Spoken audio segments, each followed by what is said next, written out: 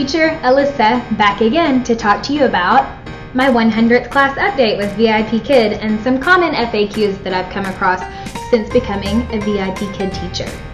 So I've been teaching with VIPKID for about a month now, a little bit over a month actually. I started at the very end of February and then taught the entire month of March, and then of course now I'm still teaching.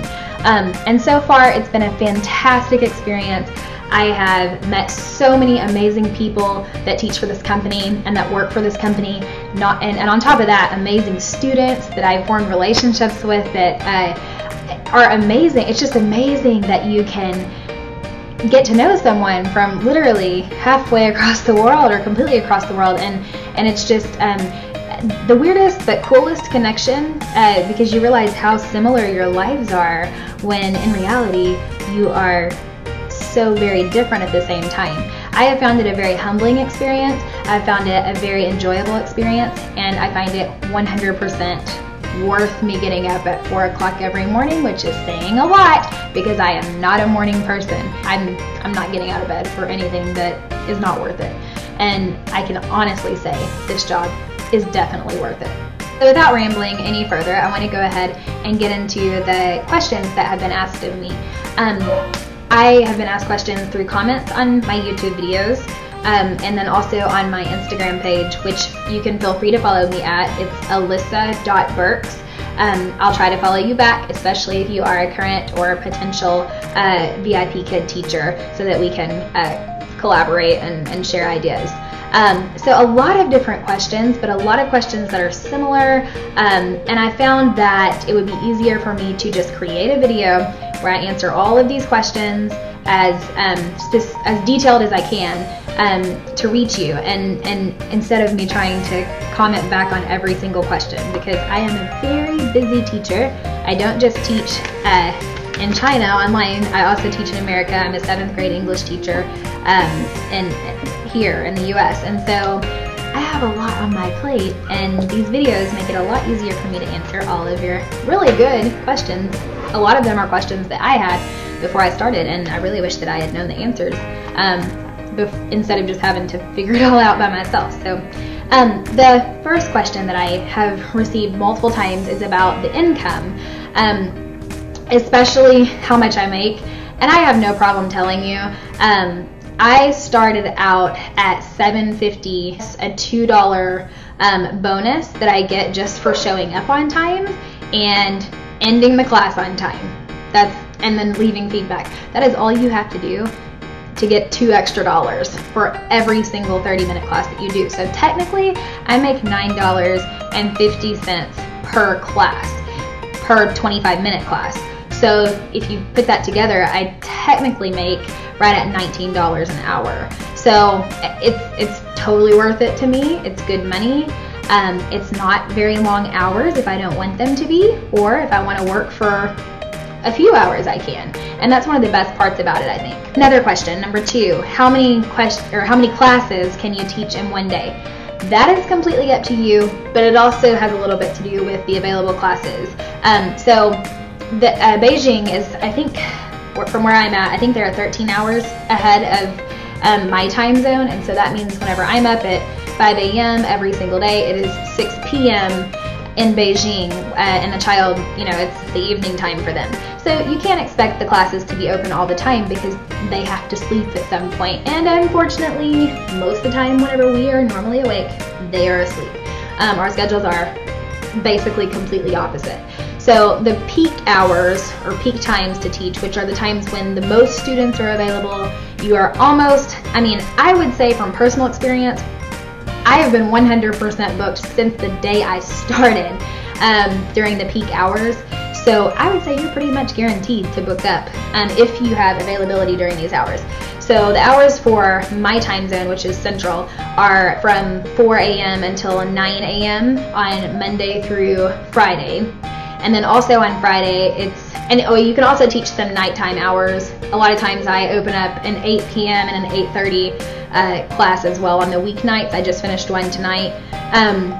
But you can still do some hours during the nighttime during the week, but they're not as likely to book up just because of that time difference. On Friday and Saturday nights, you can start teaching at 7 p.m. Central Time, and you can teach all the way through the night, literally until late into the next morning, until I think like it's around 9 or 10. I don't know if I'm saying the exact times, but I can tell you it's from somewhere around 7 p.m. on Friday and Saturday night until like 8 to 10 a.m. the next morning. And if you want to teach all those hours, you go for it. I'm not going to, because I can't stay up that long, but you can do it if you want to.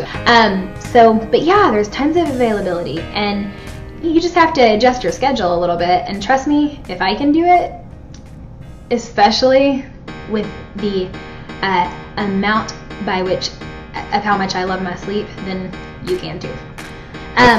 The next question that I got was, how long is the application process, or how long is it from the initial application process, then to the interview, then to your mock classes, then to being hired? So I think that this definitely depends on the individual. I know that for me, from the time that I applied to the time that I was hired was probably about a week and a half, maybe. I know it wasn't fully 2 weeks, but it was at least a week and a half. It definitely took longer than what I expected. Before I went into this, I didn't realize how professional the company really is, how seriously they take their applicants, or how much work they put into the material and the training, which is a lot. You receive a lot of training. So although it is a longer process than what I expected for an online job, it is worth it completely, because you'll feel completely ready. If you train the way you're supposed to, if you watch all the videos, if you use all the materials, you're going to feel prepared for your interview and your mock classes and all of that. And so it's worth the time that you wait. Now, I know that the answer for whether or not you are hired can be given to you. They say it's like 24 to 48 hours. I think that's what it said, that they would give you an answer. For me, I got my answer like maybe 6 hours after I finished my Mock 2 class. So I've seen people who on YouTube who said that they got their answer, 30 minutes later or an hour later, and some people said, I got my answer, 32 hours later. It would suck to wait 48 hours for a job that you've prepared so hard for and you want so badly. But anyway, it's worth it. Another question that I get is, a lot of people are concerned about technical issues. I know one woman in particular commented on one of my videos and said, I'm not really worried about my teaching ability, but I'm worried about the possibility of technical issues. They are going to happen. You're going to have technical issues. You're working with technology, you're working with a computer, you're working with a headset, a camera. Things are going to fail. The kids' side of the equation, that's going to fail as well, probably more than yours does. I've had quite a few technical issues since I started, but nothing that negatively impacted my pay yet at all. I haven't been docked any pay due to any technical issues. I haven't personally had any issues that were on my part, but I have had quite a few students who had issues on their part. So what will happen is there's this little like telephone button in your classroom, your virtual classroom, and you just click it and it calls the fireman, or the fireman. I said that weird. Fireman. Anyway, I don't know why they're called firemen, but they are like literally tech support people, like standing by, ready to help you if anything occurs. So say that the kid's camera is not working well, or they say they can't see you, or they say they can't hear you, or maybe they just keep disappearing. Like you'll see that Coco was there for the first 20 minutes of the lesson, and then all of a sudden Coco disappears. And you don't want to lose that time. You don't want to lose that much time in a class. So you just click that little button. Fireman usually pops up in like maybe, like usually for me it's less than a minute that they are ready to help. And usually they'll say, hold on a second, be patient, and usually they resolve the issue. I don't even know what they do, but usually they fix it and it's magic, and I love them and I go right back to my job.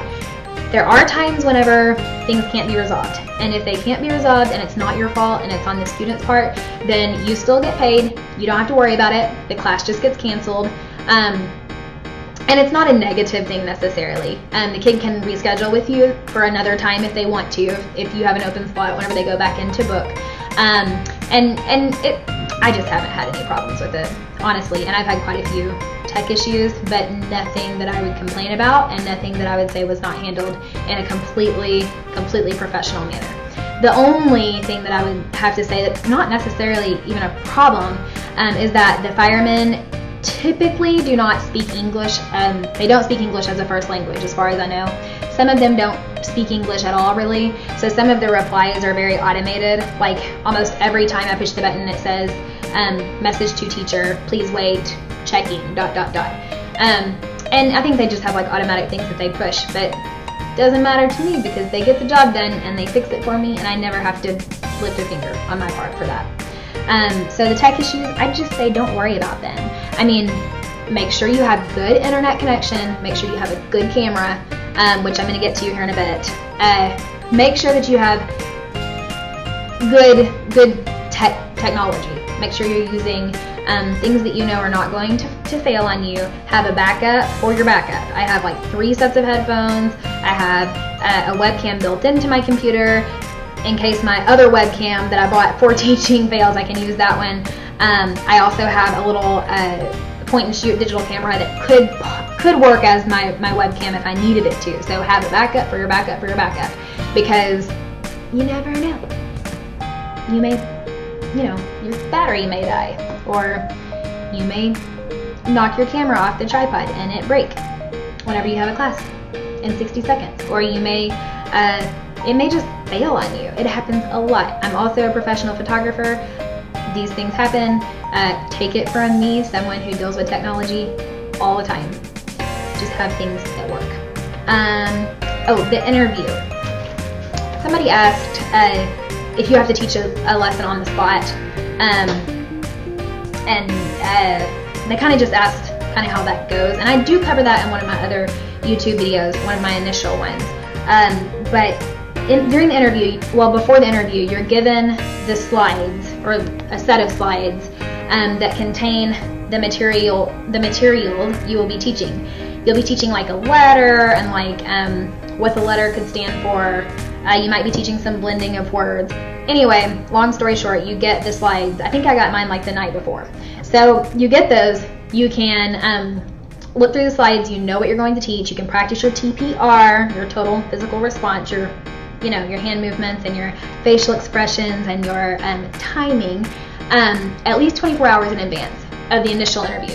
But then whenever you get to the interview, you have an hour before the class or interview that you can like actually flip through and see the slides in the classroom, but they're still the same slides. So as long as you just look at the ones that you're given 24 hours before, you will have been given material to prepare. You're not necessarily asked to do it on the spot, because technically you knew what you were going to teach. So that's the answer to that question.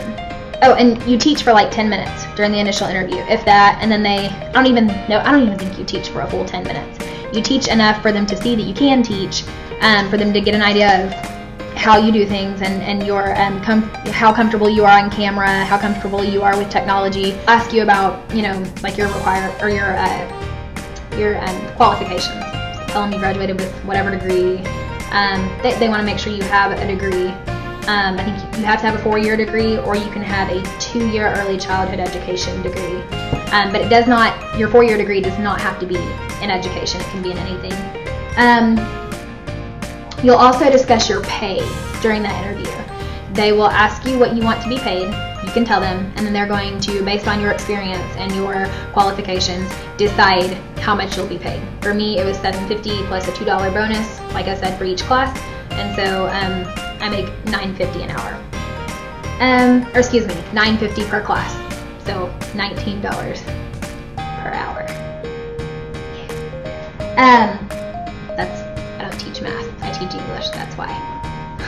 Terrible at that. So another question: what props? Oh, how did you know what props you needed before your mock interview and your before your mock classes or your interview? I didn't at all. I researched a lot. I watched other YouTube videos, although there weren't that many around. I did watch enough to gather that I needed a whiteboard. You need this. I mean, you're going to see videos where people say you don't need any props for your mock classes. Technically, you don't. But does it show that you're more prepared and you want the job? Absolutely. I mean, if you look like you've already got the job, then that shows you want it. So have a whiteboard, have markers. I would have something to erase with quickly because you have time that you have to stay within time limits. So have something to erase with, but have this whiteboard. That's the main thing you need to have. You also will have to have some sort of reward system.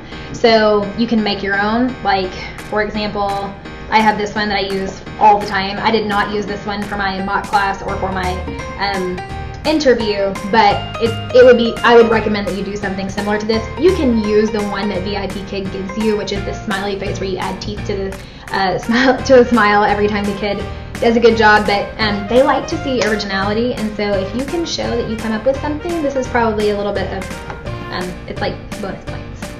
Everybody loves bonus points.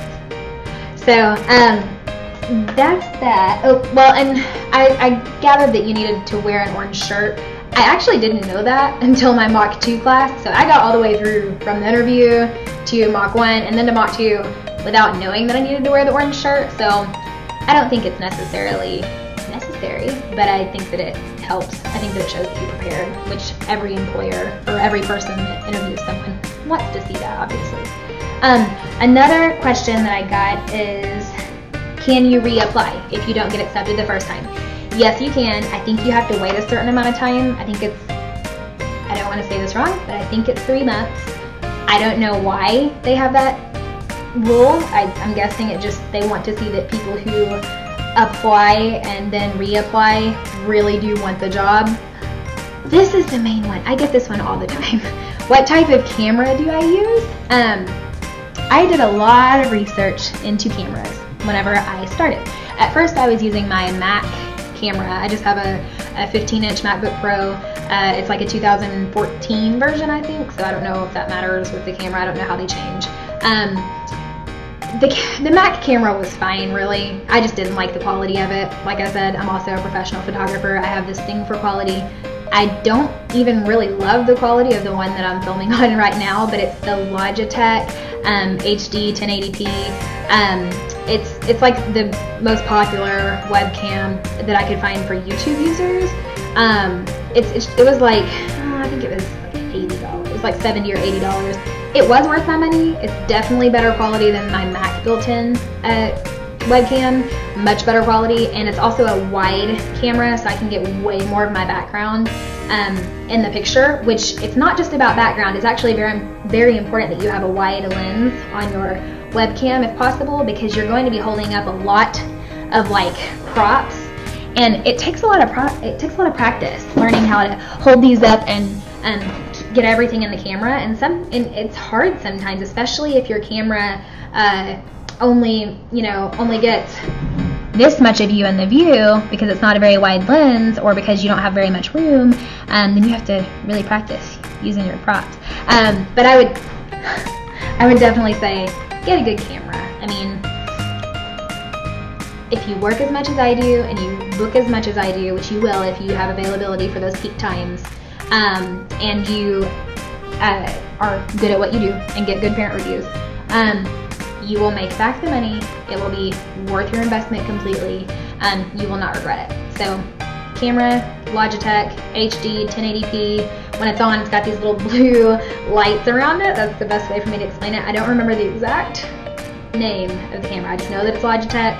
It was around $70 to $80, I think, at Best Buy, and it has these little blue lights on the side whenever it's on. So surely that'll give you enough where you can find it if you want to purchase it. Lighting. So lighting was also a huge deal for me, again, because I'm a photographer and I'm just picky. This is not a professional light. I didn't want to use one of my professional photography lights for this every day. I did not want to run it, just run its usage down, because I do this every day for at least 2 or 3 hours, and then on the weekends I do it for even more hours. So I needed something that would last, but also would be this bright white light and not a yellow or warm tone, because it just doesn't look as good. I wanted something that looked like daylight, not like I'm sitting in my my grandmother's living room under old, like, warm yellow lighting.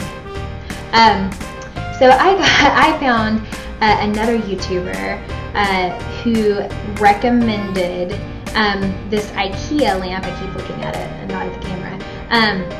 It's a wonderful lamp. I love this lamp. Ever since I got it in, I have just been obsessed with it. It's an LED, yeah, it's an LED light, and it actually lasts longer than, and I think works better the longer that you leave it on. So I'll show you. It's like, if I turn my camera around, this is a terrible mess, don't pay attention. It looks like this, and it like stands on a stand that you can turn if you want to, and you can like swivel it and kind of make it work for you however you want to do. So I really do like that light a lot. I recommend it. It was like 40 or 50 bucks, I think. I'll put a link to it in the description. I also got asked what type of headset I use. This was a huge deal for me because I do not do well with earphones or earbuds of any sort. Sorry. I cannot wear, I tried initially using my Apple earphones, and they will work if you're a normal person who can wear these for hours on end, but I can't. I can't even wear them for 30 minutes. So I got a wireless headset from Sony. It's I'll post it in the link or in the description as well. It's worth it. It's Bluetooth, and I don't have wires around me whenever I'm trying to quickly grab for my props, which can be a little bit messy sometimes, and you don't want wires getting caught and ripping that out of your ear. So even if you do go with regular earbuds, I do recommend something wireless just because of all the grabbing and reaching you're doing, and the amount of time you don't have to do that. I do highly recommend the things that I mentioned, though. I haven't had any problems with them yet. So I think that's about it for all of the questions. I will say I've taught 111 classes. I've taught over 100 students, obviously. Some of the classes are repeat students, and that's my favorite part about this job, honestly. There's just something about whenever you see that you have a kid that you just love teaching, and that you really have this connection with. When you see them back on your schedule the next week or the next day or whatever, it just kind of brightens your day, and you look forward to seeing them. This morning I had I've had this kid since she started. She was one of my trial students. My first week with VIPKID. Her name was Coco, and she was so cute the first day that I had her, and just precious little girl, and she knew no English at all. And anyway, she signed up with VIPKID, and then I saw her on my schedule for this morning, and I saw her again, and all of a sudden she was singing the hello song without any help, and she remembered me, and she was excited to learn, and she was just as cute as before, and the amount of happiness that brought me is kind of insane, considering the fact that I don't even know these kids. So that's the best part, I think, so far, with just being with this company for a month. Still worth it. The pay is good. I have made right at about $1,000 for the month of March, which I think is really good, and I could have made more if I had worked more. I took off a whole entire 7 days for spring break, so I'm not complaining for the pay at all. I think it's great. So I think that's it. I think I answered all the questions that were asked of me. If you have any more questions, please comment them below, or follow me on Instagram and comment on there somewhere, because I check that way more often. So anyway, that's it. Thank you. Good luck if you're applying. Good luck if you're teaching. Keep it up. Bye-bye.